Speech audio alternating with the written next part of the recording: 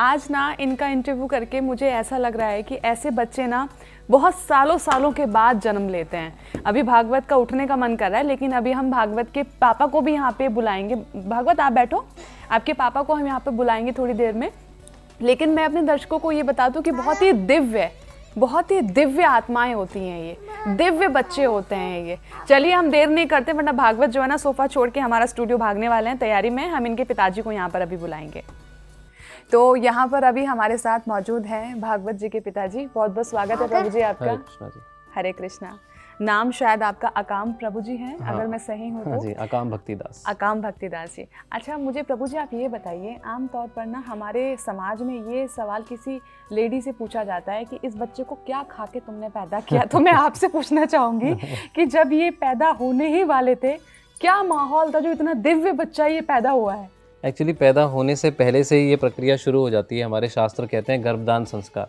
अच्छा। उसके अंदर क्या होता है कि मतलब माता पिता जो होते हैं वो अपने परिजनों के पास जाते हैं, अपने बड़े जनों के पास जाते हैं, गुरुजनों के पास जाते हैं, उनसे आशीर्वाद लेते हैं कि हमें ऐसी संतान मिले जिससे कि हम मतलब वो पूरे विश्व में भगवत गीता का प्रचार कर सके, शास्त्रों का प्रचार कर सके, और एक दिव्य बालक के रूप में हमने प्रार्थना करी कि ऐसा कोई मिले। तो फिर जो हमारी धर्मपत्नी थी, उन्होंने श्रीमद् भागवतम के 18,000 श्लोकों का अध्ययन किया। और जब पेट में था भागवत उस समय पे, हाँ जी, उसी वक्त 9 महीने में पूरा यही शास्त्रों का अध्ययन करना, कीर्तन में जाना, मंदिर जाना। और क्योंकि हम गौरांग इंस्टीट्यूट फॉर वैदिक एजुकेशन जो हमारा संस्थान है, हम उनसे जुड़े हुए हैं। डॉक्टर वृंदावन चंद्र दास जी वहाँ के शिक्षा गुरु हैं, श्रील प्रभुपाद जी से इंस्पायर्ड हैं हम। तो उसमें यही सब सिखाया जाता है शुरू से, गिव गीता गुरुकुल में हमारे, कि बच्चों को बचपन से ये ज्ञान देना चाहिए। अच्छा, एक बात बताइए, जैसे आमतौर पर ना हमारे समाज में ये है कि बच्चा होगा, बड़ा होगा, परिवार का सहारा होगा, ठीक है, नौकरी करेगा, एक अच्छा नाम कमाएगा, जिससे फैमिली भी बड़ा सीना चौड़ा करके कह सके कि देखो मेरा बेटा डॉक्टर है, देखो मेरा बेटा ये अधिकारी है, फलाना है, ऐसे करके।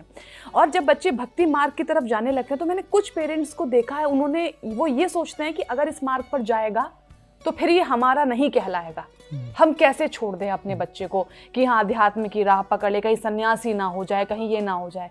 तो वो डर कभी आपको नहीं लगा? देखो, हमें नहीं लगा, क्योंकि हमारी ट्रेनिंग ऐसे हुई थी और हमने ये सुना था हमारे शिक्षा गुरु से। हाँ। साधु भगवान का भक्त होता है, वो मतलब पूरी दुनिया को उतारता है, अपना संदेश देता है, भगवत गीता शास्त्रों की वाणी को जगह जगह फैलाता है, सब लोगों का भला करता है। आप रेडी हैं इस चीज के लिए कि कल अगर भागवत ये कहता है कि मेरा आप लोगों के साथ कोई संबंध नहीं है और मैं सन्यास की तरफ जा रहा है, are you ready for? Bhagwat अगर सन्यासी बन जाता है तो उससे हमें कोई परेशानी है, ऐसा नहीं, हमें तो गर्व होगा।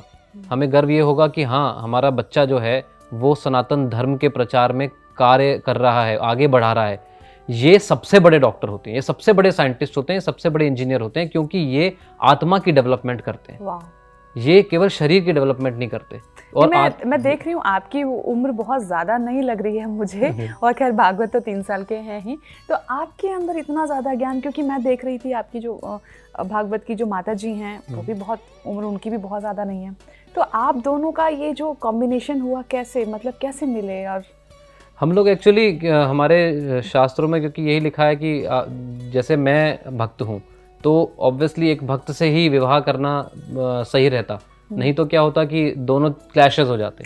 तो इसलिए हमारे गुरु महाराज की आज्ञा के अनुसार हमने विवाह किया और हम लोग आगे बढ़े। और हमने उनसे ही प्रार्थना करी थी कि भाई हम ऐसा बच्चा चाहते हैं जिससे कि हम कि वो आपके प्रचार में लगे, भगवद गीता के प्रचार में लगे, वही ज़रूरी है। आज इस इंटरव्यू को देख के ना मैं खुद, क्योंकि मेरा खुद 3-3.5 साल का बेटा है, मैं खुद ये सोच रही थी कि क्या वो भागवत जैसा बन सकता है?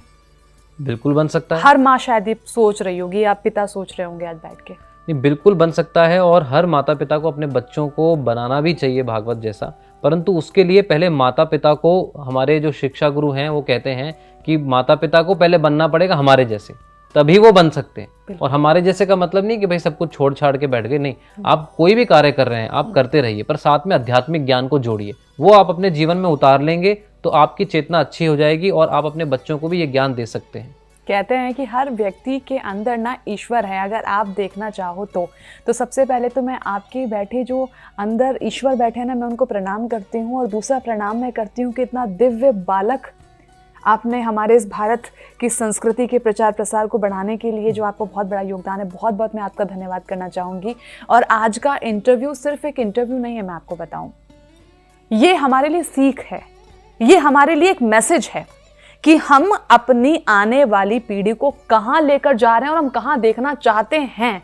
दरअसल अगर आप ये सवाल अपने आप से पूछ लेंगे ना, तो जवाब भी आपके पास ही होगा।